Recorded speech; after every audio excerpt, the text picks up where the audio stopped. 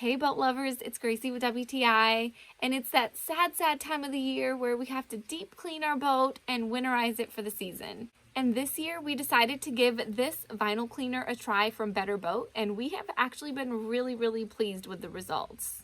So before we put the boat up for the season, we take every single seat cushion out of the boat and wipe it down really good. We are on the lake almost every single day in the summer, so naturally there's a lot of wear and tear on our seat cushions, and especially the side edges of these cushions where that water just sits in between the seats and then grime and algae starts to build up.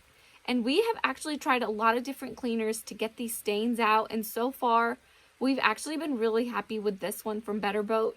It breaks down the dirt in just a few minutes after spraying, and then we just gently scrub it with a soft cloth and then wipe the area clean.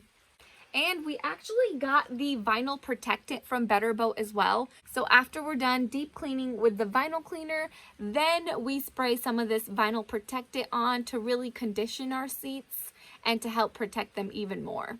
So now we can enjoy healthier looking and healthier feeling seat cushions season after season. And that's our point of view.